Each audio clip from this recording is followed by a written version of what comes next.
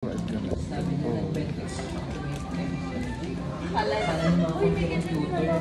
Hindi ko alam kung yung joke siya ko. Tapos ang gusto niya daw talagang maging astronaut daw. Ang gulo niya. Ang gusto niya daw mag-astronaut. Kung nakita niya yung pagbasok ng iba ba? Yung kasama namin sa thesis na hindi natin. Ikaw na may thesis siya, hindi na congrats siya. Binigyan na nga siya ng time kasi hindi na naka-attend ng defense namin. So parang technically hindi daw siya part ng kaya online pa nga yun eh. Tapos, third year yun yung nag-thesis kami. Kasi isang event ka nila naman na so, ilang na third year. Binigyan pa ng defense na yung thesis.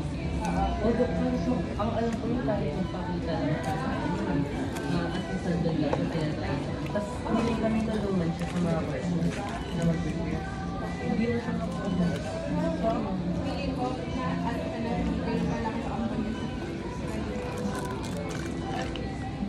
So hindi naman namin kailangan yung sana parang totoo naman na hindi na siya masyadong kaso hindi ko doon alam pag hindi na lang sa bahay. Kasi mayroon din, hindi may sana may degree. Mag-work na siya ng after. Kasi ang nangyari, bigyan din. Mahirap na. Kasi sila ang mag-siya. Mahirap na pagdaanan mo.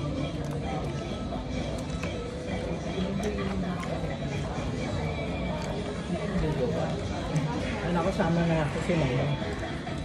Kasi napuputol yung tulog niya, mahilig sa matulog. Commentator lang ako kasi nag-ano lang ako eh. Pero support lang ng mga opinion. Sorry, nakaka-relate pero hindi naman.